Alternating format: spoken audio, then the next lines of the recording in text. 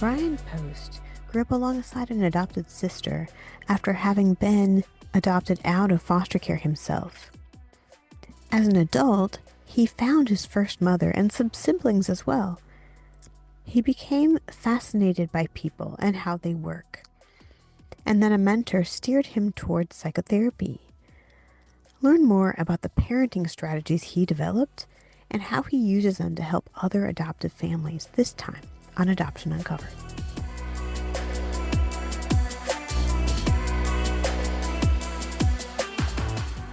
Hello, if you could introduce yourself and tell us a little bit about how you've been touched by foster care and adoption. Yes, my name is Bryan Post, and I was conceived by a mother and a father who were not married. And she was married. Her husband was living in Germany at the time. He was in military, and they had children together. I have three half siblings. And my biological mother did not think my father was her husband, did not think her husband was coming back. So she met my father, my biological father, and they fell in love, and then she got pregnant. Well, he eventually went across town and got another woman pregnant, which broke my biological mother's heart. And then she didn't want to be a single mother in the 70s with four children in Muskogee, Oklahoma. So I was born in Muskogee, Oklahoma. I always said Merle Haggard sings a song, Okie from Muskogee, and I'm who he's referring to if people need a frame of reference.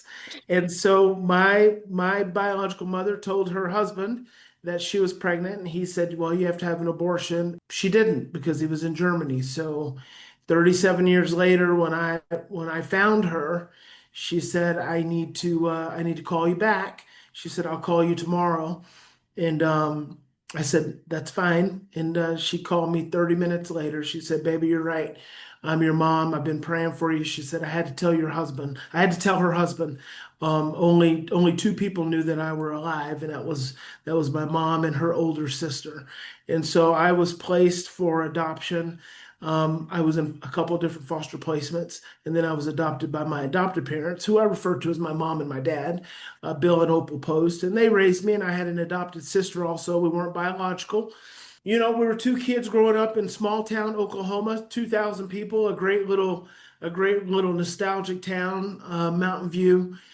And it was really my saving grace as a child. But they raised us the best that they could. However, no one knew anything about adoption in the 70s. They didn't know anything about trauma.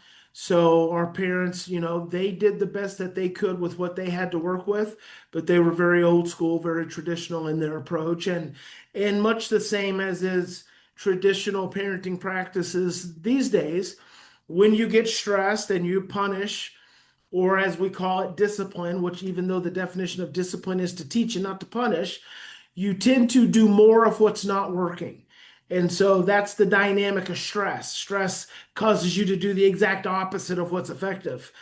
And so we spent a great deal of time as children, my sister and I, getting into a lot of trouble.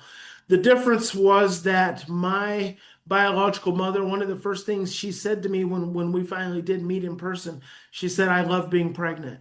And now, as someone who specializes in stress and child behavior and trauma, I understand that those first 9 months in utero help create the framework for all your later future and social and emotional relationships. And so she said she always enjoyed being pregnant.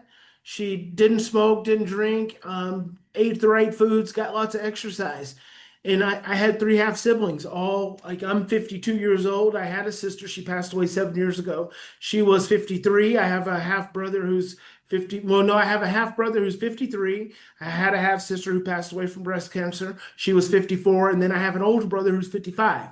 So my mother was really good at being pregnant. I asked her, shortly after we met, when did she know she wasn't going to be able to keep me? And she said at the seventh month. She said at the seventh month, I knew I was going to have to place you. And I always, as a professional, as a mental health professional, I've always had an intuitive sense that I had a good in utero experience.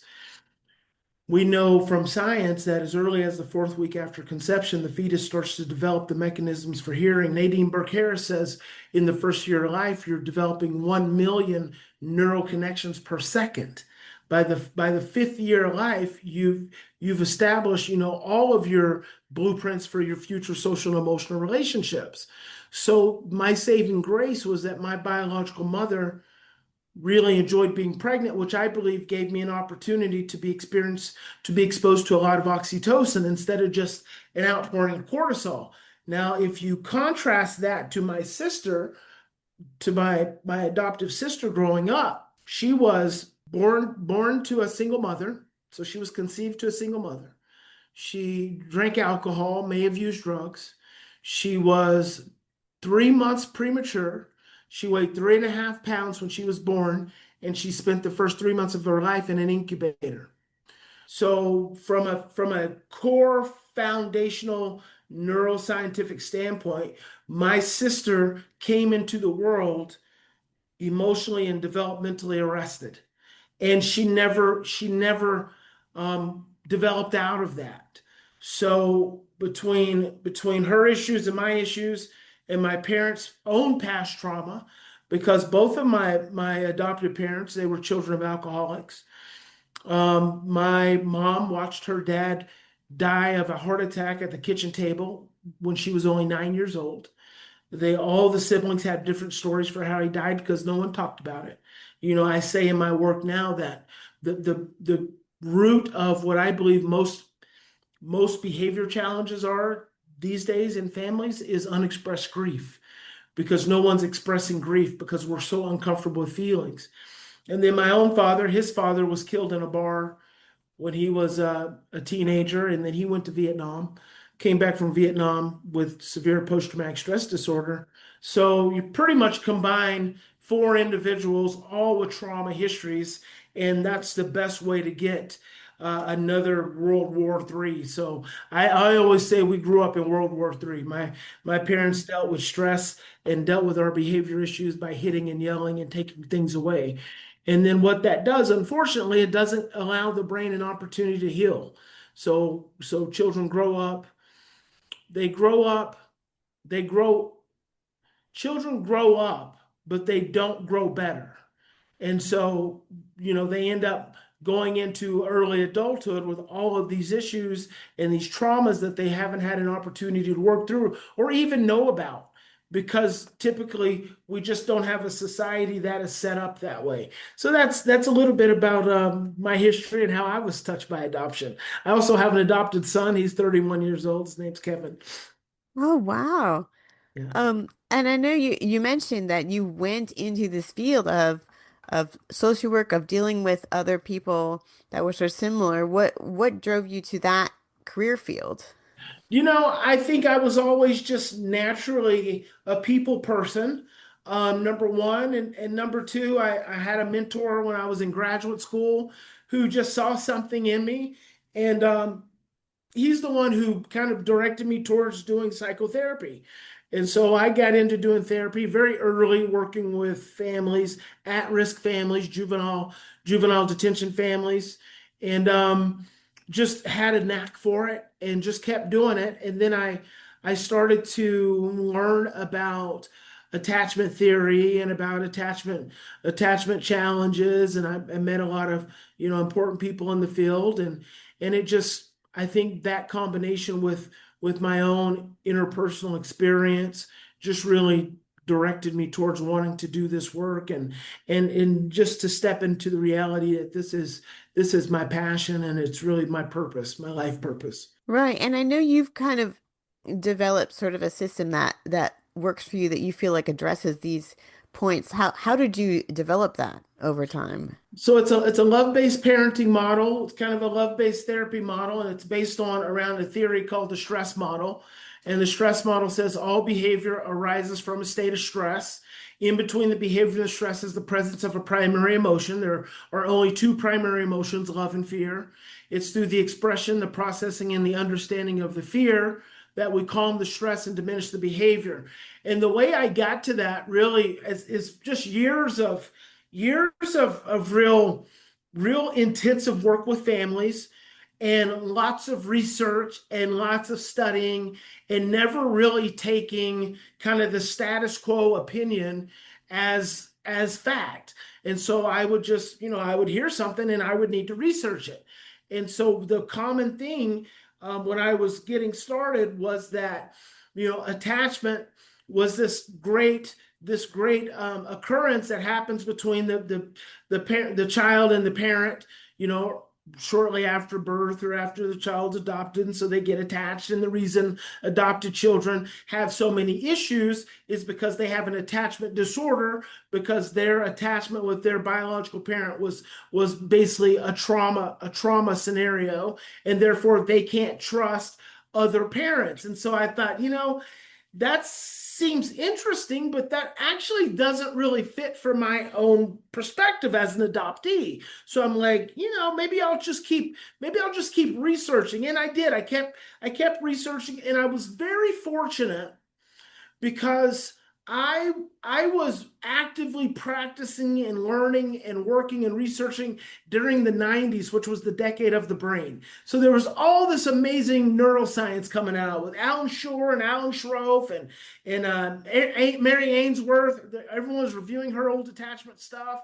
And then Bruce Perry and Daniel Goleman and Daniel Siegel. So just a wealth of stuff that was coming out. I started asking the question. Attachment is a great concept. I love that. I love that, the concept of attachment, even though it's actually attachment and bonding, which I believe, I always give the analogy of, if a ship leaves a dock by 1 degree, and if it travels by 100 miles off by 1 degree, it'll be more than a mile off from its destination just by leaving the dock by 1 degree. And I believe in our field, when it has come to working with children around attachment issues, the 1 degree is that we have forgot completely that attachment is the behavior of the child to the parent, and bonding is the behavior of the parent to the child. So we spend all of our time and energy focused on attachment, attachment, attachment, but no one's focusing on bonding. And if you're not focusing on bonding, you're missing out on the other side of the street. It is a two-way street. It is attachment and bonding. You can't just focus on attachment without focusing on bonding. Because if you have parents with trauma histories, if you have parents who are depressed, who are anxious, who are easily overwhelmed, they can't create a moving target for a child to hit in order for them to develop secure attachment. And so I was really keen to that early in my career. And I kept asking the question, well, what leads to attachment? And finally, one morning, just like this epiphany, it just hit me. It was stress. As long as you're stressed, as long as the regulatory system is in a state of dysregulation, you cannot develop secure attachment. So you actually have to regulate the stress reaction system before you can develop attachment. The parent has to regulate, the child has to regulate before you can create attachment. And as soon as I had that moment, everything changed. From there, I just filled in the blanks, more research. Deepak Chopra was the first that I heard that said that there were only two primary emotions. And then I was lecturing so much, and parents would come up and they'd be telling me these horror stories going on with their children. And one day in a lecture, I was listening and I was like, this is really interesting, because as the mom is telling me the story, instead of focusing on the behaviors, which is what 98% of our society focuses on behaviors, and there's a reason for that. It's because of the amygdala. The amygdala is your fear receptor in your brain. All it does is look for threats. So it only focuses on behavior. So as the parent is telling me the story, instead of focusing on the behavior, I started focusing on the nuances of the story, where there was stress and where there was fear. And then after she told me the story, instead of focusing on the behavior, I gave her some suggestions for how to regulate the stress and how to regulate the fear as the inroad to reducing the behaviors. And that's when the stress model was born. That's why the stress model says all behavior arises from a state of stress. So instead of focusing on the top level at the behaviors, you focus on the stress and you focus on the fear. If you'll focus on regulating the stress and the fear, the behaviors will go away. And so that has been kind of the core of my practice for 27 years. And I remember I was deep in the middle of some research project or another, and in Alan Shore's volume, his tome on affect regulation. He wrote three of them. It's called Affect Regulation and the Origin of the Self, in this really big book. In the introduction, he quotes Taylor et al. 1997 as saying, affect dysregulation is a fundamental mechanism involved in all psychiatric disorders. Affect dysregulation is a fundamental mechanism involved in all psychiatric disorders. I was like, man, that is like the holy grail. I've discovered the holy grail. Because if that's true, if being stressed out is the fundamental cause of all psychiatric disorders, and then Bruce Lipton, author of Biology of Belief, who's a cellular biologist, he says that 98% of disease and disorder is related to stress in the autonomic nervous system. We've been missing the whole picture by focusing on all of the details, all of the behaviors, and not focusing on the stress and the fear that drive it. This method might require us as parents to rethink some of the traditional ways of discipline we grew up with. Yeah, so one of the things I mean, I heard a lot of things from you there, but one of the things I feel like I'm hearing is that it's kind of a long game. I feel like a lot of times you're in the moment, you're like, there's a lie, I gotta nip this in the bud now. But it sounds like what I'm hearing from you is like, well, that particular instance is not the whole story. It's the next one and the next one and the next one and building on that. You know what's great about what you just said? I love that. You said it's the long game. And here's the thing, it is the long game and it's also the short game, because we can choose to do the same thing we've always done and get the same result, or we can stop, we can slow down, and we can do something different. And here's what I found: when parents actually stop and slow down and do something different, what we think is the long game, man, it can be so powerful so fast, because love is the most powerful healing force in the universe. And when you use love to face down fear, all the possibilities open back up. And so it actually doesn't take that long at all, because it's so powerful, because love is so powerful. Fear, on the other hand, when we've sown the seeds of fear for days and weeks and months and years, that's the long game. That's what's hard to overcome. That's the thing that you have to really show up in such a strong way to be able to do something different. So yeah, I love that you mentioned that. A lot of times we look at behavior and then you need consequences, or you need to teach, or you need to, or do something to change it. And it feels, and just hearing you say dealing with it in love, it almost feels like that's nice, but is that going to lead to changes? And I understand like you're saying, and I can totally see it, and I remember, times when I've done better and not as well. But um, can you speak to that, the difference between like discipline and the love? I love it. I love it. There's so many great things you just said there, because you mentioned that consequences thing. And that's the thing. We have been conditioned to believe, number one, that giving consequences is teaching children responsibility. It's not true. A consequence is a reaction to an action. You don't just go and give a child a consequence. The only time you give a child a consequence is when they've done something they weren't supposed to do. So, what you're actually doing is you're reacting to their actions. And then, if you remember, children learn 80 to 90% of the time through modeling. So, what they're actually learning from the parent who's insistent on consequences is not responsibility. They're learning how to be more reactive. So, that's number one. Number two, when you're giving a child a consequence for their behavior, you're consequencing them also for their immature regulatory systems, which means, when you're stressed out, you act out. An acting out child is a stressed out child, is a regressed child. So an acting out child is a stressed out child, is regressed and regressed back into their trauma. So essentially, if you're acting out and you're stressed out and you're regressed and reacting from your trauma, and I give you a consequence, guess what I'm making you responsible for? Everything you've ever experienced in your life. I'm not taking any responsibility for it. And that's a huge thing. That's a huge thing. And then the other thing you said is what's the difference between, can I explain the difference between a love-based approach and discipline?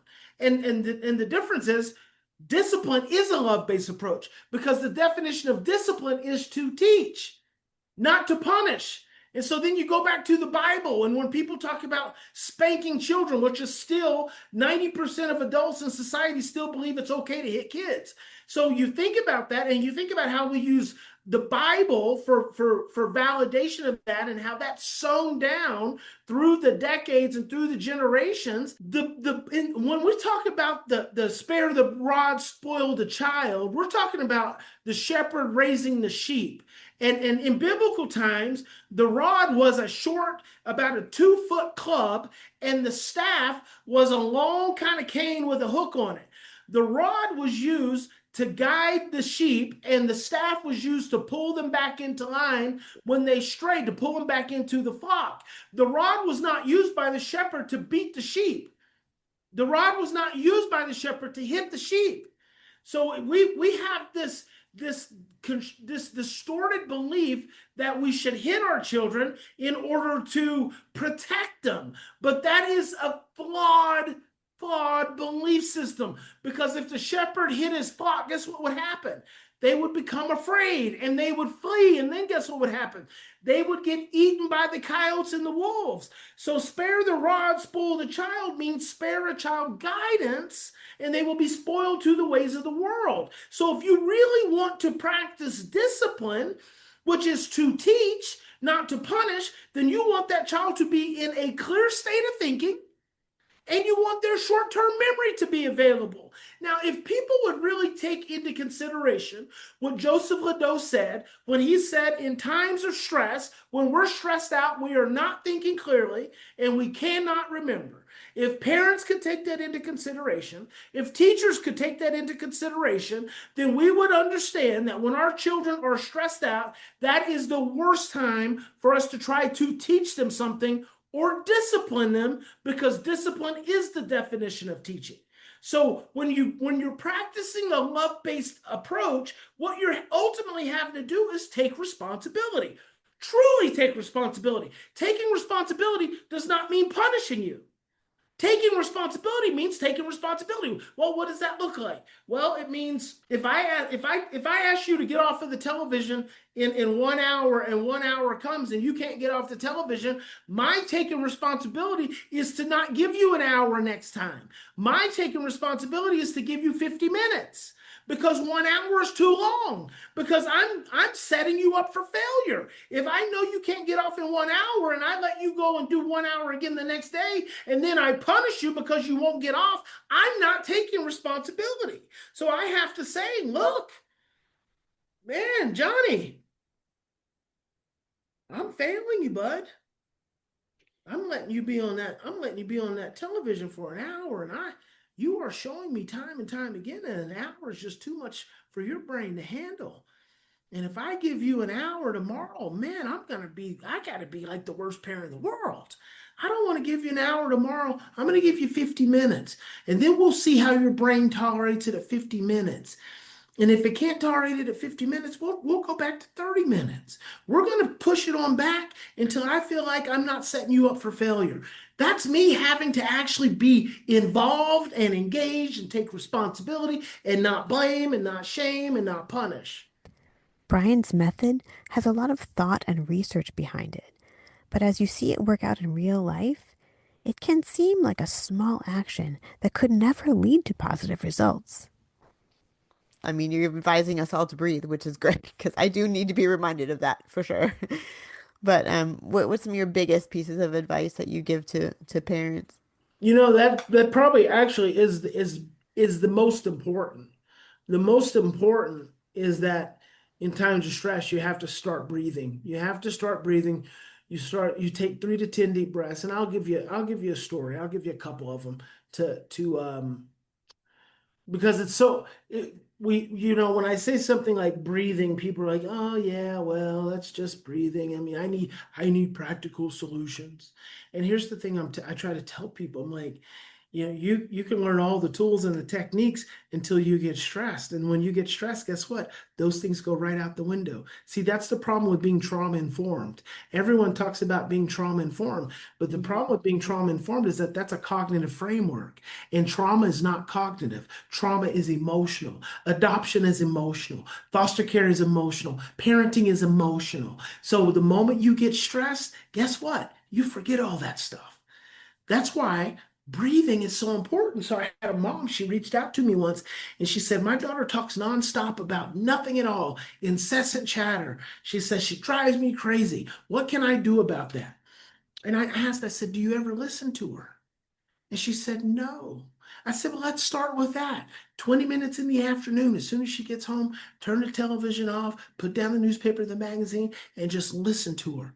Be present for 20 minutes. So she did that, addressed that. A couple weeks later, she calls me. She says, okay, Einstein. She says, every single night is a bath time battle.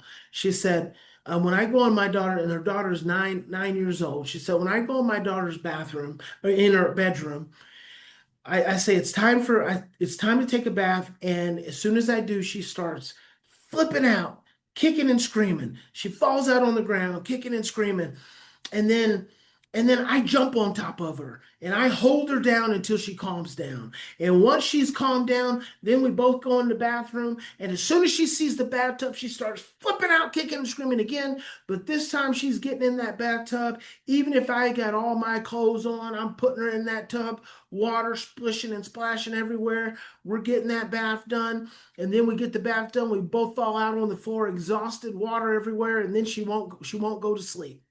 She said, what do I do about that? It was so bad that mom wouldn't even try to wash the girl's hair. She'd take her to a hairdresser to get her hair washed because washing her hair was such a battle. And so I said, okay, here's what I want you to do. And this is a 65-year-old adopted parent of a 9-year-old. And this bath time issue had been going on for 5 years. I said, here's what I want you to do. Next time it's time for a bath and you go in your daughter's bedroom and you mention, and I want you to do this tonight. And you mention it's time for a bath and she starts kicking out, kicking, screaming on the floor. I want you to sit on the bed and I want you to take 3 to 10 deep breaths. And every parent can do this. Every parent listening, the next problem behavior that your child has, I want you to stop and I want you to take 3 to 10 deep breaths. And then I said to the mom, then call me back and let me know what it is you're feeling in that moment.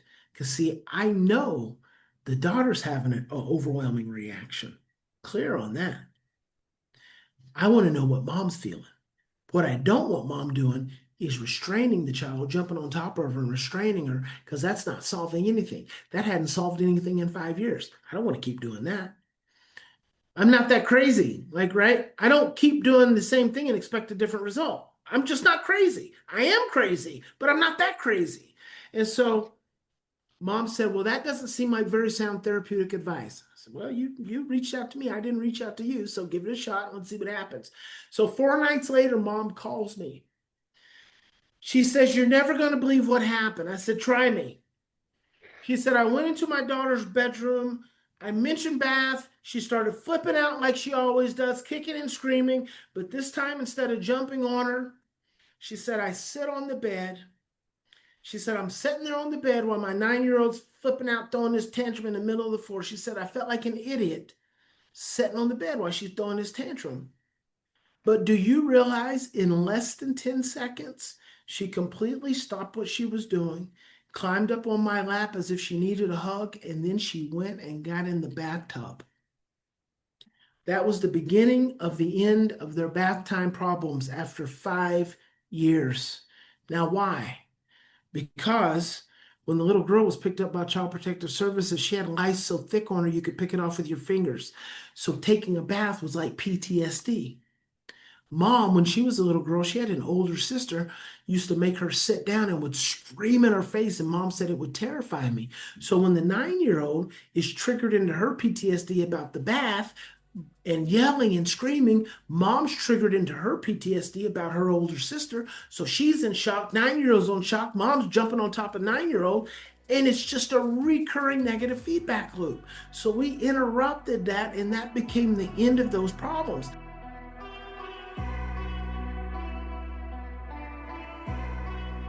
Parenting is often a crazy journey where we can be hit with different behaviors every day from our kids, some of which can feel overwhelming.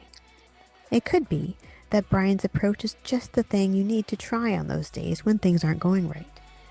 You might decide to take time to regularly incorporate breathing and patience, or go further and look into your own trauma.